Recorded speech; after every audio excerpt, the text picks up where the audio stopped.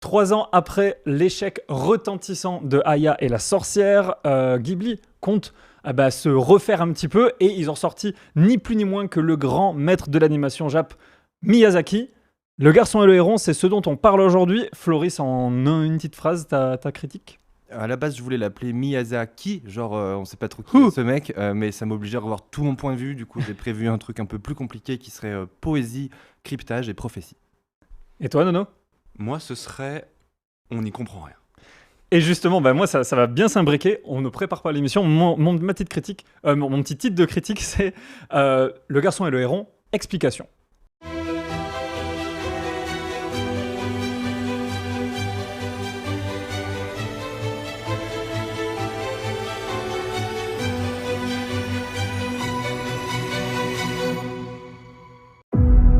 Spoiler alert, l'émission Jim meurt à la fin. Alors, ça veut dire que tu vas vraiment donner des explications officielles sur le garçon et le héron. Exactement, j'ai appelé Hayao hier, et je lui ai demandé qu'est-ce qu'il voulait dire avec ce film, et j'ai l'impression que Nono, t'étais autant perdu que moi au début. Ouais, j'ai vraiment... En fait, t'as l'impression... Tout s'enchaîne très très vite déjà. On passe vraiment d'un univers à l'autre sans vraiment qu'il y ait de lien entre les deux. Et moi, j'ai vraiment eu cette sensation de... On dirait qu'il essaye de mettre plein de métaphores partout. Et tu les comprends pas forcément en fait. Et du coup, ça m'a donné moi un sentiment de... j'ai l'impression de vraiment pas avoir compris tout ce qu'on voulait me montrer. Genre 10%. Après, je sais pas vraiment si c'est la volonté d'expliquer. Juste avant de vous donner la parole dans les Pour quelqu'un qui appelle sur la critique explication, je trouve que c'est dommage de pas avoir la volonté d'expliquer, si je peux me permettre. Non, la volonté de Miyazaki d'être extrêmement transparent. Enfin, on va pas voir un Disney quand on va voir un studio Ghibli, quoi, tu vois. Bah, justement, pour le coup, si on devait faire la comparaison avec des Disney, moi, ça m'a beaucoup fait penser à Alice au Pays des merveilles. Ah, mais pareil, c'était dans mes notes. Voilà mon explication.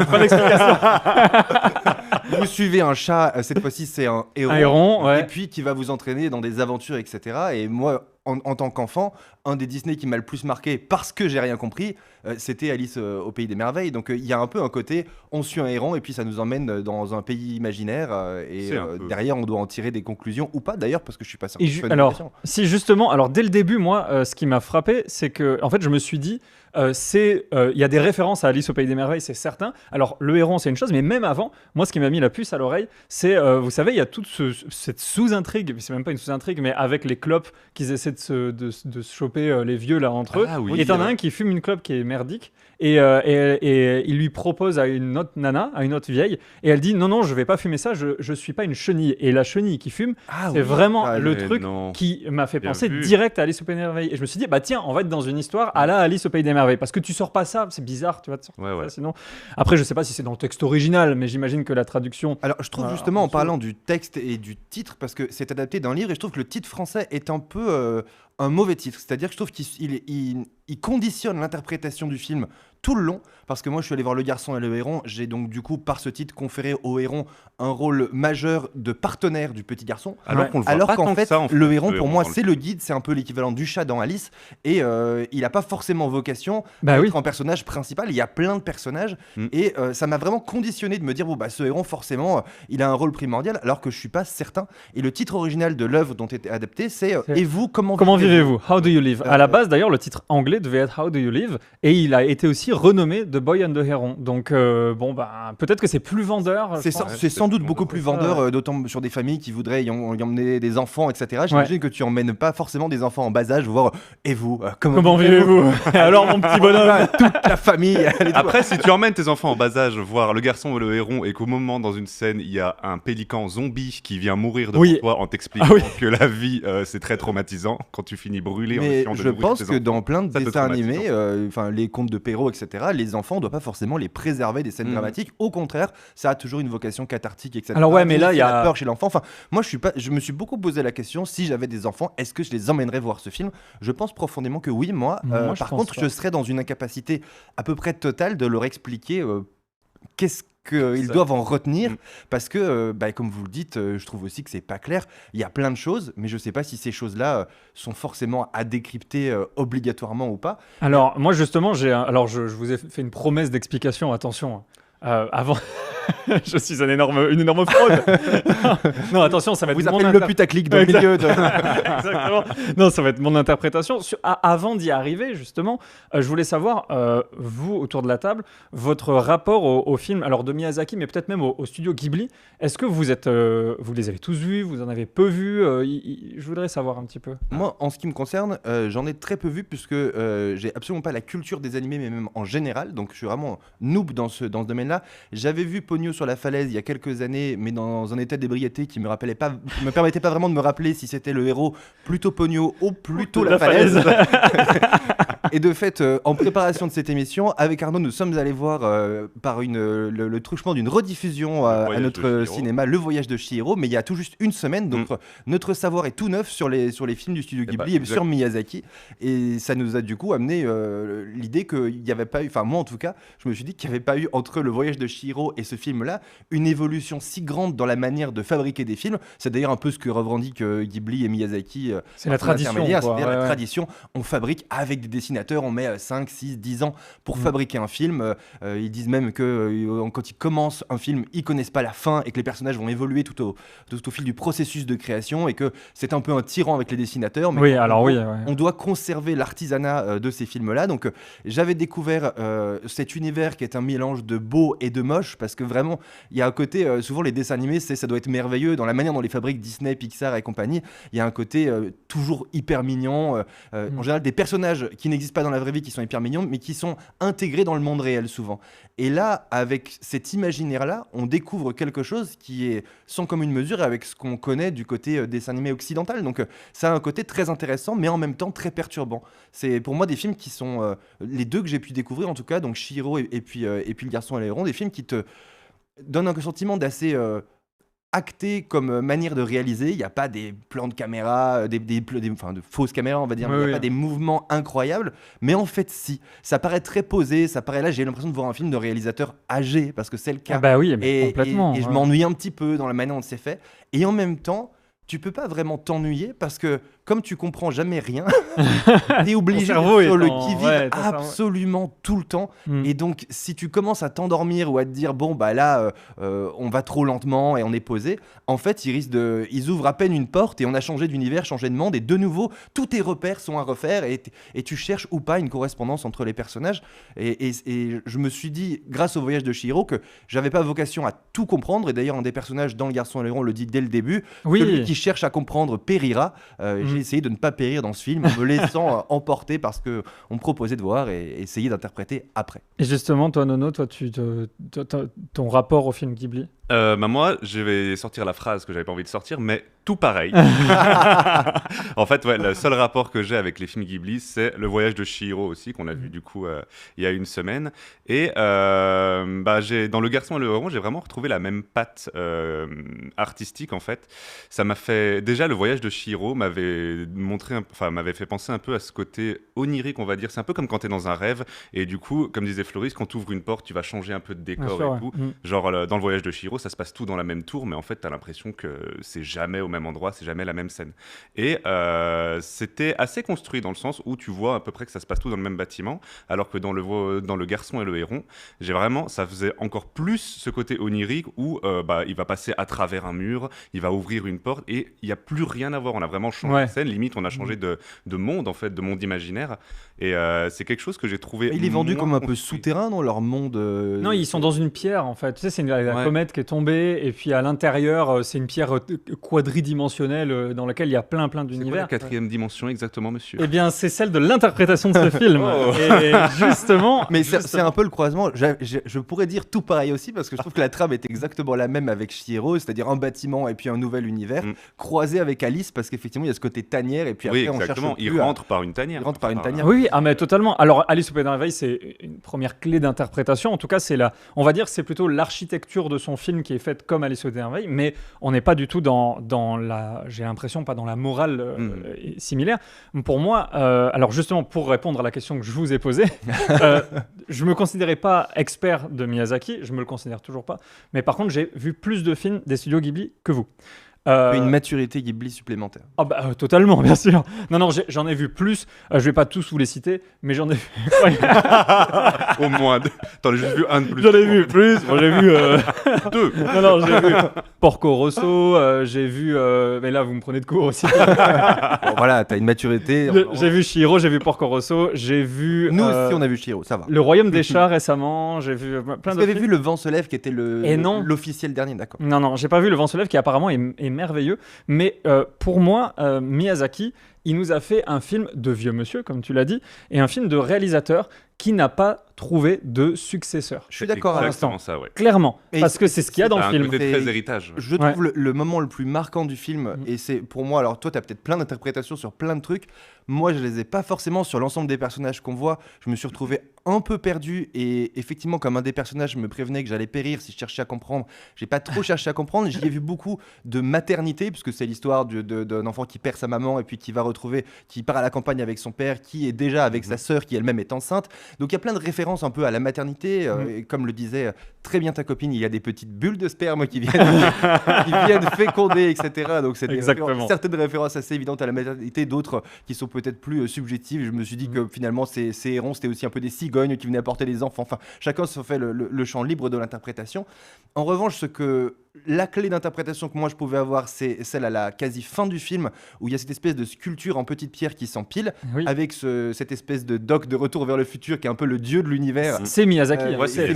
C'est Miyazaki, clairement. Sauf que là, il n'a pas la barbe blanche, mais il a les cheveux blancs, ouais, exactement. Et sa tête, il l'a retournée. Et effectivement, on vient y voir quelqu'un qui voudrait conserver le perfectionnisme de ce monde et sa fragilité, et n'y trouve pas ce qu'il aimerait y trouver. Et effectivement, ça, tu le disais toi-même la dernière fois qu'on a fait cette émission, chaque grand film parle de cinéma et de son auteur, et effectivement c'est une clé, et je trouve qu'il y a une deuxième clé un peu prophétique là-dedans aussi, parce que Miyazaki a souvent été quelqu'un qui était en avance sur son temps dans sa perception des éléments, et notamment ça a été le premier à amener des thèmes de féminisme dans ses films, de parler de la nature beaucoup, et qu'on retrouve aussi dans ce film-là, et de la protection de la nature. On dit aussi dans les articles biographiques de Miyazaki que le week-end il va, comme dans ses personnages, aider à dépolluer les rivières, etc., et qu'il a des photos de ça pour en attester, etc. Donc c'est quelqu'un qui a une sensibilité aux thèmes qui seront les thèmes d'actualité de quelques années. Et là, moi, ça m'a fait penser à un côté très politique aussi, de dire que l'équilibre du monde aujourd'hui, c'est pas seulement dans le film qu'il trouve pas de successeur à sa petite tourelle qui montre un équilibre précaire et montre qu'en fait, elle est pas parfaite, sa tourelle. C'est pas des pièces qui s'embriquent. Et elle montre c'est un peu de la réelle politique, quoi. C'est dans la vie du monde aujourd'hui tel qu'il est gouverné. En fait, si tu veux faire un monde parfait et être en adéquation avec absolument toutes tes valeurs et faire un truc absolument impeccable, c'est difficile. Tu vas être confronté à plein de trucs et tu finis par rien faire. Donc c'est un peu compliqué d'avoir ce modèle-là. Et finalement, on se rend compte que comme personne n'a le courage de reprendre la succession de ça avec ses imperfections, c'est l'autre personnage du film qui lui vient péter toute la tour en disant moi j'ai le courage, je vais le faire, et il nique le monde. Et j'y vois une connotation très politique à ça, que finalement aujourd'hui on laisse le pouvoir à des gens qui sont des irresponsables. Alors il y a ça, mais en fait pour moi là dans le film Miyazaki, il a, donc vous avez vu, il le dit bien, il a 13 petits blocs qui forment son monde. Le Garçon et le Héron, c'est son 12e film. Il est parti pour en faire un 13e, et il a 82 ans. Je pense qu'il se dit, je vais faire 13 films, les gars. Après, on verra bien ce qui va composer mon monde. Il y a un côté héritage, mais je vais mettre tout ce que j'ai envie de mettre là-dedans, etc. Et je pense vu qu'il avait annoncé sa retraite, il en avait besoin. Exactement ça, il y a un côté, j'annonce ma retraite par ce film. Mais il avait déjà annoncé avant. En fait, il est sorti de sa retraite pour faire ce film, et aussi c'est un peu un retour un peu réac façon...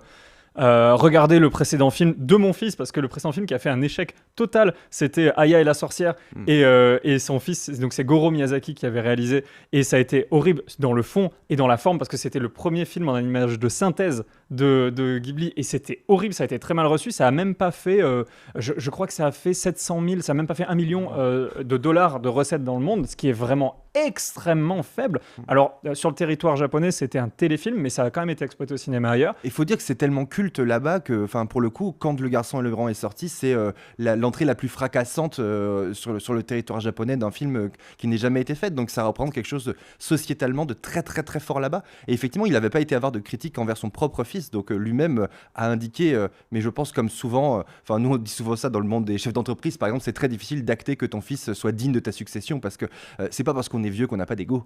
Oui, c'est sûr. On est vieux qu'on n'a pas envie d'avoir à un moment donné que soit reconnu avant notre mort le fait qu'on était irremplaçable. Et il a le droit aussi de vouloir mourir en ayant eu le sentiment qu'il était irremplaçable. Bah oui, évidemment. Mais en fait, le truc, c'est que c'est un peu un fuck you à son fils aussi, ce film. Parce que, et merci d'avoir mis la barre si basse. Mais oui, c'est ça. Pour qu'on voit que moi, je l'ai mis si haut. Regardez comme je suis un crack. Parce que non, mais c'est vraiment ça qui est une dinguerie. C'est que le mec, il dit bon, bah voilà comment on fait un Ghibli. Mon fils, il sera pas capable de le faire de toute manière. Vous avez bien vu. Son fils, il doit chialer du sang chez lui parce que c'est quand même une catastrophe. En fait, son fils, c'est pas Marito, c'est le roi Perruche. Tout. Voilà, oui, mais s'il faut.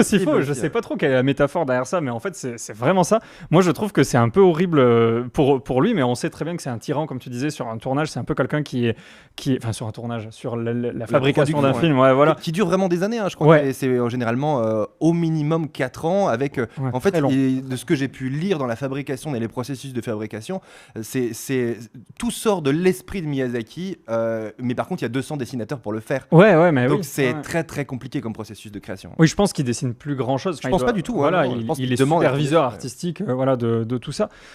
Donc au final, moi ça m'a quand même beaucoup plu. En fait, c'est très étonnant parce que d'habitude, je reconnais les chefs-d'œuvre que sont les films de Miyazaki, mais j'y suis assez hermétique. C'est le premier où vraiment j'ai été bluffé de A à Z.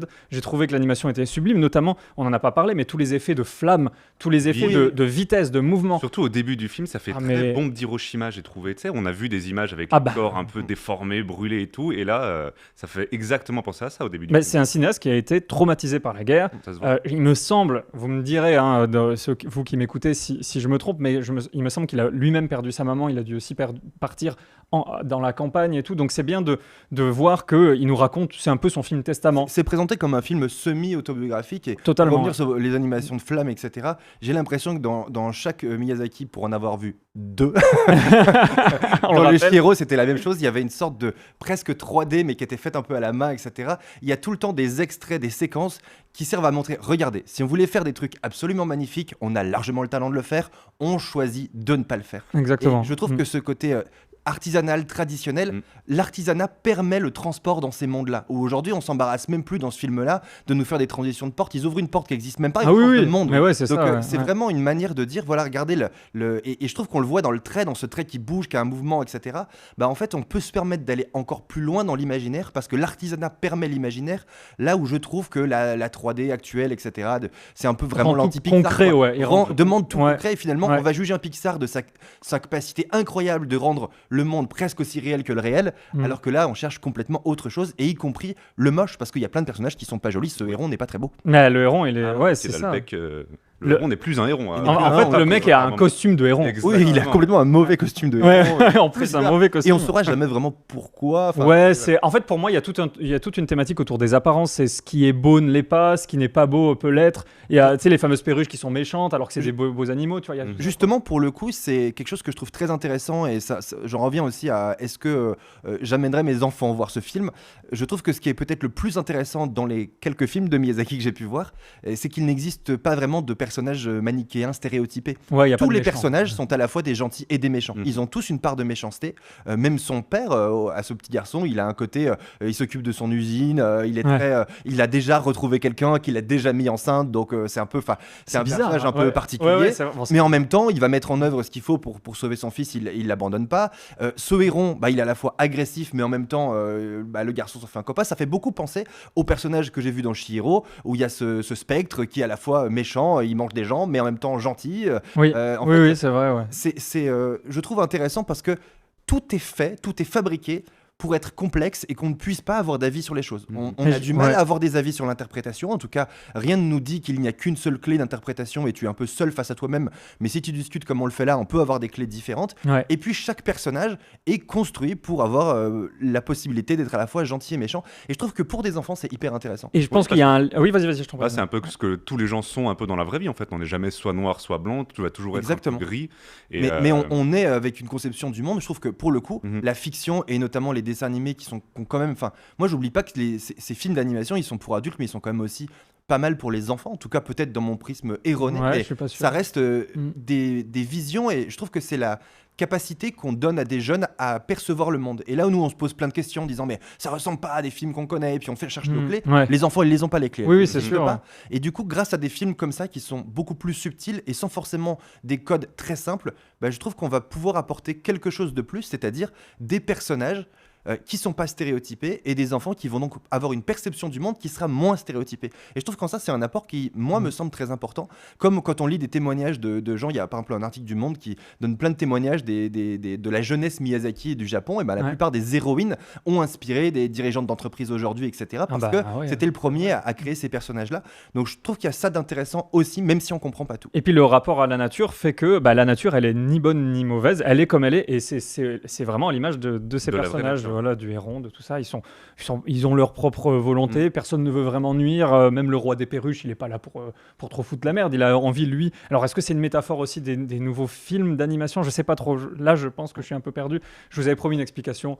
Mais tu vois qu'on a des clés différentes. Moi, j'y vois une clé, encore une fois, dans une optique de film testamentaire, j'y vois une clé au-delà de l'animation, aujourd'hui, prendre la direction d'un monde, puisque c'est bien ça, elle suppose une certaine perfection dans l'imperfection, elle suppose un courage et un équilibre. Et en fait, si personne n'a le courage de le faire avec la précarité que ça peut avoir, parce qu'on voit cette tour très précaire, alors c'est quelqu'un qui renversera tout et qui détruira tout en vous faisant croire que lui sait faire, parce que c'est exactement cette petite scène là qui se passe. C'est vrai, c'est exact. Le roi perruche, il arrive et il dit moi je vais le faire, et il nique le monde, vraiment. Complètement. Et puis il y a aussi le côté de peut-être qu'il dit laissez mon héritage tranquille et faites-vous oubliez-le presque, c'est ça presque la fin, et voilà, votre inconscient va ensuite faire le reste. Et je pense que si on veut avoir une fin un peu optimiste, c'est il s'adresse aux spectateurs, et peut-être même aux jeunes spectateurs qui auront vu le film et qui disent voilà, peut-être que sur ces bases vous êtes comme le garçon, vous avez vu toute mon œuvre et maintenant créez quelque chose, faites votre vie. Et moi je trouve que ça serait peut-être la plus belle des conclusions qu'on puisse tirer de ce film-là, et peut-être même de son œuvre en général de Miyazaki. Ce serait dommage en tout cas que quelqu'un autour de la table rajoute l'idée que c'était peut-être un vieux sous LSD qui a fait un film. Ça serait dommage. En tout cas, ce serait vraiment dommage comme conclusion après. Ça expliquerait beaucoup de choses qu'on ne comprend pas du coup. Moi, j'ai trouvé que ça m'avait donné un côté aussi. Au Japon, la famille est très très présente dans le collectif, et ça m'a donné un côté savoir se construire sans sa famille un peu. Il a perdu sa mère et du coup il se retrouve un peu une autre figure maternelle, et pareil pour du coup le garçon qui ne reprend pas le relais de Miyazaki, on va dire. C'est ça. C'est un peu savoir se construire par soi-même, j'ai trouvé. Mais totalement. Je trouve que c'est c'est ça en fait. Et puis puis au final, on n'en a pas parlé parce que c'est évident. The Elephant in the Room, c'est le sujet du deuil aussi qui est là. En fait, c'est le deuil de son cinéma, c'est le deuil de sa maman, c'est le deuil de plein de choses qu'il termine avec ce film. Et je pense que c'est un bon moment pour s'arrêter. Je ne sais pas si vous avez autre chose à ajouter. C'est le deuil empaqueté dans un film de naissance, que de renaissance, etc. C'est exactement cette symbolique qui est très étrange. Et c'est vraiment un film, je pense un peu ce que tu disais, en deux temps. En tout cas, moi, sorti de cinéma, je me suis pas dit c'était un film absolument génial qui va bouleverser ma vie. Mais par contre, je trouve que Miyazaki a cette capacité à réaliser des œuvres qui sont tellement improbables par ses personnages et cette esthétique et ces choses qu'on n'a jamais vues avant, qu'il a la capacité à faire vivre une expérience plus qu'un film, qui n'est pas forcément hyper divertissante. Moi, j'ai pas passé le meilleur moment de ma vie à regarder ce film. Ça me suppose une concentration, etc. Et en fait, la perte de repères, c'est un exercice qu'on n'aime pas. Voir un animé codifié avec des personnages gentils et des vannes, c'est beaucoup plus agréable comme moment à passer. Totalement. Moi, je passe pas le meilleur moment de ma vie à regarder ce film-là. Par contre, indéniablement, Miyazaki a la capacité à créer en moi des souvenirs, à me faire vivre une expérience et à me faire réfléchir ensuite si j'y consacre un peu de temps. Je ne sais pas ce que j'en retiendrai dans quelques années, mais je suis à peu près sûr que je m'en souviendrai. Voilà, vous avez nos avis. En tout cas, donnez-nous les vôtres, vous qui nous écoutez, dans les espaces commentaires, et même dans les podcasts, il y a des espaces commentaires. Si vous allez vers le bas, vous pouvez nous laisser un petit commentaire, ça nous fera plaisir. Et bien écoutez les amis, la prochaine fois qu'on va se voir, ça sera pour le Naps, Napoléon, le prochain Ridley Scott. Je suis pas fan de Ridley Scott, on en parlera, mais on est quand même content d'aller le voir. Et je vous dis à très très bientôt, c'était Spoiler Alert. Ciao.